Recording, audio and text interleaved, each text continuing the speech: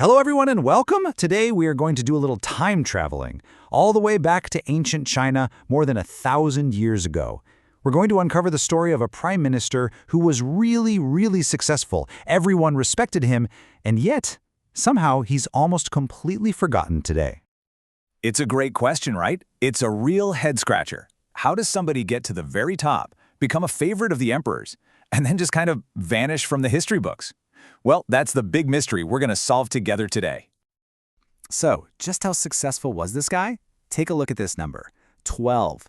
That is how many years he served as the prime minister of the Song dynasty without a single break. For his time, that was a record. So yeah, he was definitely a big deal. So, here's our game plan. First, we'll look at the puzzle surrounding this prime minister, Wang Dan. Then, we'll see how he got so powerful. After that, we'll look for clues in some of his, well, strange actions. And that's going to lead us to the two big secrets behind his amazing success. Are you ready? Let's dive in. Our story actually starts near the end of his life, in the year 1017. The prime minister, Wang Dan, is very sick. And the emperor is so upset about this that he personally goes to visit him. He even brings his own son, the future emperor, to bow to Wang Dan.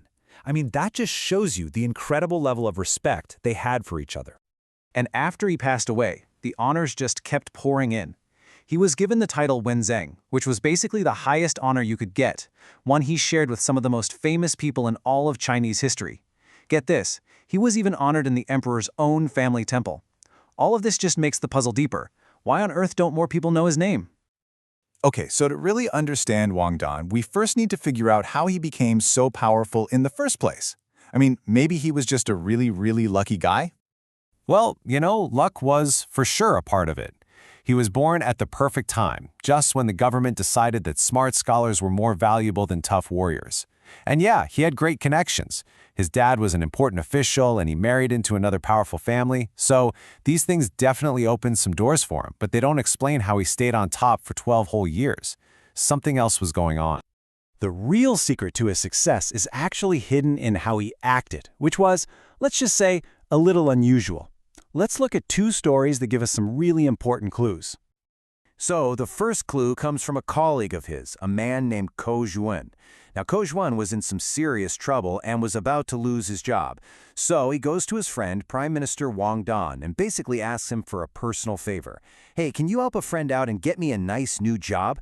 Seems like a simple enough request, right? Nope. Wang Dan's response was super surprising. In public, he flat out told Kou Zhuan, "No, I do not do private favors." But then, later, in private, Wang Dan goes straight to the emperor and recommends Kou Zhuan for that exact same job. So he did what was best for the country, but he refused to take any personal credit for helping his friend. How strange is that? Okay, on to our second clue. This one involves a younger official named Wang Zheng. He was really ambitious and wanted to make a name for himself. And one day, he thinks he's found a huge mistake made by the prime minister. Wang Zheng accuses Wang Dan of a really serious crime. He says he's giving out official orders without getting the emperor's permission first. I mean, this was a huge accusation. But Wang Dan's reaction? It was even more bizarre. He didn't argue. He didn't explain. He just said, "I am sorry. It is my fault." But here is the crazy part. A little while later, when Wang Zheng tells the emperor what happened, the emperor isn't angry at Wang Dan at all. He says, "Oh, I gave Wang Dan that authority. I trust him completely." Wow. So Wang Dan had permission the whole time, but he chose not to defend himself. Why would he do that? Okay, both of these strange stories start to make sense when you understand Wang Dan's first secret. It's a really powerful idea that we even talk about in modern psychology. It's called separating the tasks. The idea is actually pretty simple, but it's so helpful. You just have to figure out what is your job, your task, and what is someone else's task. And how can you tell the difference? Easy. Just ask yourself, who has to deal with the final result of this choice? Whoever that is, that's the person who owns the task. Let's use this idea to look at that first story again. Kou Zhuan asking for a personal favor. Whose task was that? Well, that was Kou Zhuan's task. It was his problem. So Wang Dan said no. But advising the emperor on who was the best person for a job, that was Wang Dan's task as prime minister. So he recommended Kou Zhuan. See, he kept the two tasks totally separate. So that's half the puzzle. He knew how to separate his tasks from other people's. But how did he decide what to do for his task? Well, that brings us to his second secret, a guiding principle that we can call the proper way. The proper way is an old idea that basically means when things get confusing or you have a really tough choice to make, you should always choose the most honest, fair, and correct path forward.